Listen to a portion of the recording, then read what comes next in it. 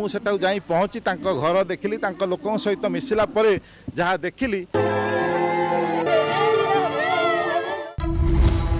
ସରକାରଙ୍କ ପୋଲ ଖୋଲିଦେଲେ ବରିଷ୍ଠ ସାମ୍ବାଦିକ। ଧରା ପଡ଼ିଗଲା କନ୍ଧମାଳ ମାଣ୍ଡିପଙ୍କା ମିଛ। ତଥାପି ବେହିଆ ମନ୍ତ୍ରୀଙ୍କ ଯାଉନି ଗାଲୁଆମି। ସେପଟେ ଲୋକେ କହିଲେଣି ମୋହନ ତୁମେ ଗାଦି ଛାଡ଼। ସରକାରଙ୍କର ପୋଲ ଖୋଲିଦେଲେ ବରିଷ୍ଠ ସାମ୍ବାଦିକ। ସତ ପ୍ରମାଣିତ ହେଲା ଆମ୍ବ ଟାକୁଆ ଖାଇ ମୃତ୍ୟୁ ଘଟଣା। ତଥାପି ଆଳୁ ମନ୍ତ୍ରୀଙ୍କ ଗାଲୁଆମି ଛାଡୁନି। ଗେରୁଆ ସରକାର ସତକୁ ଚାପି ମିଛ ଗପ କହୁଥିବା ବେଳେ ଭୋକ ଜାଳରେ ଆମ୍ବ ଟାକୁଆ ଖାଇଥିଲେ ବୋଲି ଦାରିଙ୍ଗବାଡ଼ି ବ୍ଲକର ମାଣ୍ଡିପଙ୍କା ଗାଁକୁ ରିପୋର୍ଟ କରିବାକୁ ଯାଇଥିବା ଏହି ବରିଷ୍ଠ ସାମ୍ବାଦିକ ନିଛକ ସତ ବାହାରକୁ ଆଣିଛନ୍ତି।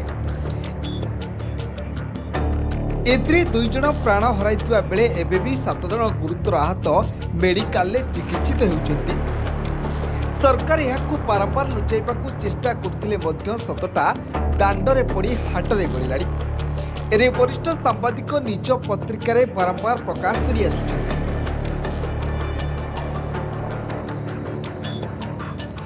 ଏହାର ସତ୍ୟତା ଜାଣିବା ପାଇଁ ଭୁବନେଶ୍ୱରରୁ ଏ ସାମ୍ବାଦିକ କନ୍ଧମାଳ ଜିଲ୍ଲା ମାଣ୍ଡିପଙ୍କା ଗାଁରେ ପହଞ୍ଚି ମୃତ ପରିବାରକୁ ଭେଟି ଏହାର ସତ୍ୟାସତ୍ୟ ଅନୁସନ୍ଧାନ କରିଥିଲେ, ଆଉ ଯାହାକି ନିଜ ଖବରକାଗଜରେ ପ୍ରକାଶ କରିଥିଲେ।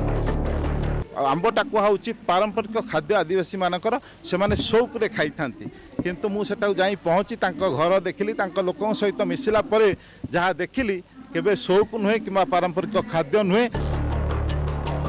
ମିଛୁଆ ସରକାର ଦୀର୍ଘ 3 ମାସ ଧରି ରାସନ ଚାଉଳ ଦେଇନଥିଲେ, ଆଉ ଖାଇବାକୁ ନ ପାଇ ଭୋକ ବିକଳରେ ସେମାନେ ଆମ୍ବ ଟାକୁଆ ଯାଉ ଖାଉଥିଲେ।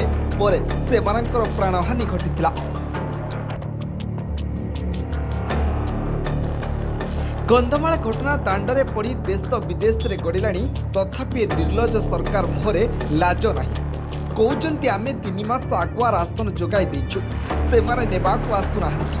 ମନ୍ତ୍ରୀ ଭୁଲି ଯାଉଛନ୍ତି ଯେ ଯେତେବେଳେ ଶପଥ ନେଇଥିଲେ ସେତେବେଳେ କୌଣସି ମିଥ୍ୟା କହିବେନି କିମ୍ବା ପ୍ରଶ୍ରୟ ଦେବେନି ବୋଲି ରାଜ୍ୟପାଳ ତାଙ୍କୁ ଶପଥ ପାଠ କରାଇଥିଲେ। ହେଲେ ଆଳୁମନ୍ତ୍ରୀ ତାହା ଭୁଲି ଯାଉଛନ୍ତି ନା ଜାଣିଶୁଣି ଏଭଳି କରିଛନ୍ତି ବୋଲି ପ୍ରଶ୍ନ ଉଠିଛି। ଏଠି ଭୁଲ କରିଲେ ମନ୍ତ୍ରୀ ଆଉ ଶାସ୍ତି ପାଇଲେ ନିରୀହ ଆଦିବାସୀ ମହିଳା। ଖାଦ୍ୟ ନ ପାଇ ସେମାନେ ଆମ୍ବ ଟାକୁଆ ବା ଆମ୍ବ କୋଇଲର ଯାଉ ଖାଇଥାନ୍ତି, ସଲପ ଗଛର ଗୁଣ୍ଡ ମଧ୍ୟ ଖାଇଥାନ୍ତି, କନ୍ଦା ଖାଇଥାନ୍ତି, ସାରୁ କନ୍ଦା ଖାଇଥାନ୍ତି। ଏସବୁ ଖାଦ୍ୟାଭାବ ସମୟରେ ହୁଏ। ଏହା ହିଁ ଗେରୁଆ ସରକାର ଅସଲ ଚେହେରା ବୋଲି ଲୋକେ କୁହାକୁହି ହେଲେଣି।